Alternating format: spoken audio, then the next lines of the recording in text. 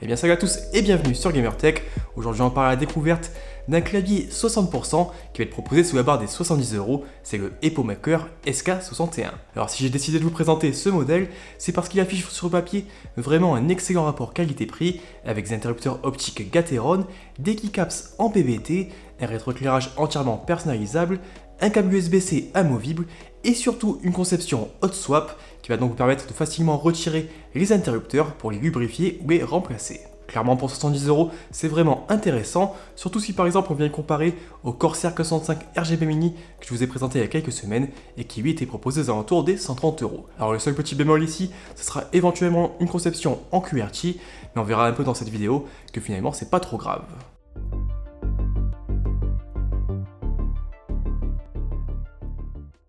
Je commence rapidement par un petit tour du côté de unboxing, et ici le clavier il va s'accompagner d'un câble USB-A vers USB-C pour la connectique, de 3 keycaps alternatives pour les utilisateurs de Mac, d'une pince pour retirer les keycaps, et enfin d'une pince pour retirer les switches. Enfin on aura aussi un petit manuel. J'enchaîne donc avec le design et ergonomie de ce SK61, et comme j'ai expliqué en introduction, on est ici sur un clavier très compact au format 60%.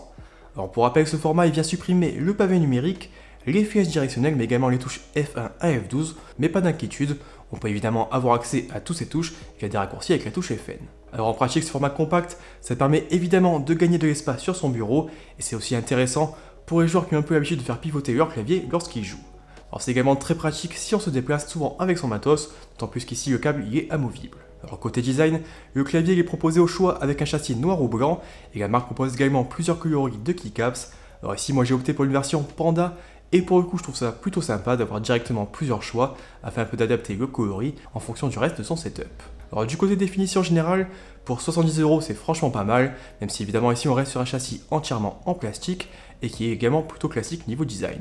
Aussi à l'utilisation, ça résiste plutôt bien aux tortures et l'ensemble pèse environ 580 grammes sur la balance. À l'arrière, on va retrouver 4 patins en caoutchouc pour un peu mieux stabiliser le clavier sur son bureau ou son tapis de souris, mais par contre on n'a aucun pied rétractable pour ajuster son inclinaison, ni aucun repose-poignet, et ça c'est un petit peu dommage. Alors ici j'ai pas trop retenu rigueur vu le prix du clavier, surtout par exemple quand on voit que Razer n'en fournit pas non plus avec son Black Widow V3 Mini que je vous ai aussi présenté et qui est proposé à plus de 180€.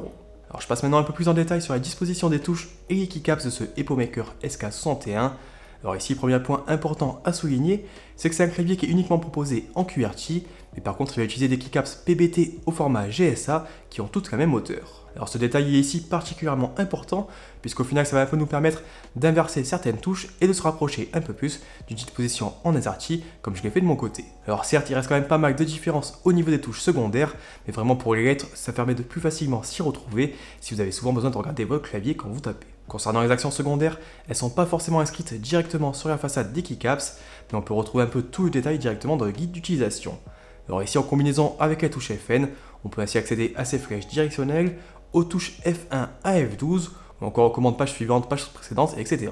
On a également quelques autres raccourcis pour par exemple gérer sa musique, le volume sonore, les éclairages ou encore les différents mappings du clavier. Alors quand je parle de différents mappings, c'est parce qu'il est en fait possible de créer plusieurs couches de commandes sur chaque touche du clavier, et pour ça il faudra venir télécharger le logiciel disponible depuis le site du constructeur, et je vous rajoute également dans la description de la vidéo. Alors à première vue on va pas se mentir, le soft il fait un peu peur car il est vraiment très complet, mais pas forcément super intuitif, et je vous recommande quand même de jeter un petit coup d'œil au manuel également disponible sur le site d'EpoMaker afin de bien le prendre en main. Ici sur le premier onglet, on va pouvoir paramétrer chacune des touches du clavier avec les commandes proposées par la marque, mais on pourra également créer ses propres macros, et ça on peut donc le faire pour le mapping par défaut, mais également pour 3 mappings alternatifs. Alors ensuite, si on veut basculer d'un mapping à l'autre, il suffit d'appuyer sur la touche FN plus A, Z, E ou R. Sur le second onglet, on va retrouver les commandes de rétroéclairage, et encore c'est plutôt complet, même si je vous avoue que j'y ai pas forcément passé des heures, et que je me suis ainsi limité aux nombreux effets qui sont directement proposés par la marque. Honnêtement, il y a déjà de quoi faire, et encore une fois, la création de ses propres effets, ça semble très complet, mais c'est pas forcément évident à prendre en main. Enfin, j'en arrive au dernier gros point fort de ce EpoMaker SK61, et c'est donc sa conception hot swap. Alors en clair, ça veut dire que les switches ici, ils sont pas directement soudés au PCB, et donc on va pouvoir directement les retirer. Du coup, si vous avez un switch qui fonctionne plus, ou tout simplement si vous souhaitez passer d'un switch clicky à un switch linéaire, vous pouvez ici le faire très facilement sans racheter de clavier. Alors l'autre avantage de pouvoir retirer les switches, c'est que vous allez avoir la possibilité de les lubrifier, et ça vraiment ça peut faire une énorme différence au niveau de la qualité de frappe.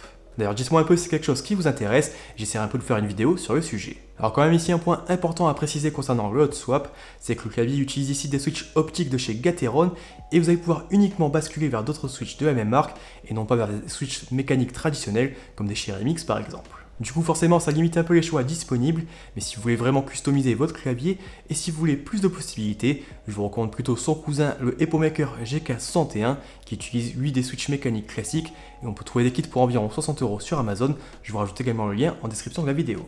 Pour ce qui est du modèle que je teste aujourd'hui, ma version embarque des switches Gateron Blue, on est donc sur des switches clicky avec une course totale à 4 mm, une distance d'activation à 2,3 mm et une force d'activation de 55 grammes. Ils sont aussi annoncés pour une durée de vie de 100 millions d'activations contre environ 50 millions dans ce switch mécanique classique. Alors à l'utilisation, je trouve la frappe plutôt agréable, même si évidemment ça reste très bruyant et que ce ne sera pas forcément au goût de tous. Alors si vous n'aimez pas forcément, notez que le clavier est également proposé avec d'autres switches Gateron linéaires ou tactiles, et donc choisissez un peu ici en fonction de vos préférences. Évidemment, je vous montre aussi un peu ce que ça donne à l'utilisation avec une petite démonstration.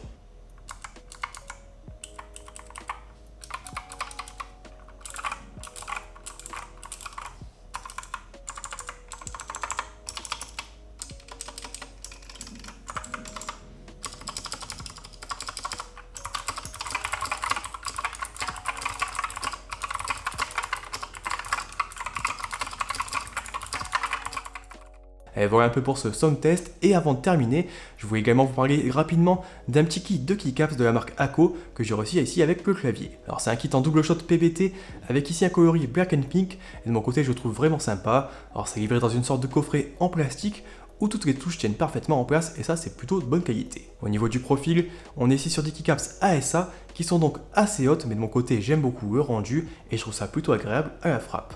Alors par contre, à la différence des keycaps d'origine du SK61, elles sont pas forcément toutes la même hauteur et donc on est un peu obligé de repasser sur un layout en QWERTY comme vous pouvez voir à l'image. Alors ce kit on peut le trouver aux alentours des 50-60 € et on a au total 108 touches classiques plus 49 touches additionnelles afin un peu de personnaliser son clavier avec les couleurs de son choix, et dans l'ensemble je trouve le rendu vraiment sympa, mais dites-moi un peu vous dans les commentaires ce que vous en pensez. Allez, du coup je pense que j'ai un peu fait le tour de ce EpoMaker SK61 et franchement pour 70 €, je trouve que c'est vraiment une bonne surprise avec surtout un excellent rapport qualité-prix. Alors évidemment à part son layout en QWERTY, franchement il n'y a pas grand chose à reprocher au clavier et pour le prix on a vraiment quelque chose de très complet et surtout très compétitif par rapport au modèle de la concurrence, notamment chez Corsair, Razer, T-Series et compagnie. Alors pour 70 €, je trouve ça vraiment très sympa aussi de retrouver une conception en hot swap. Ça permet un peu de se lancer dans le monde des claviers custom sans forcément trop se ruiner, notamment si on veut par exemple essayer de lubrifier ses switches. Enfin bon, dites-moi un peu ce que vous en pensez dans les commentaires, et bien évidemment, si ce clavier il vous intéresse, je vous rajoute le lien en description pour vérifier le dernier prix. Aussi, comme d'hab, cette vidéo elle vous a plu, n'oubliez pas le petit pouce bleu, vous pouvez aussi vous abonner et activer les notifications pour ne pas rater les prochaines vidéos, et moi je vous dis à la prochaine. Allez, ciao!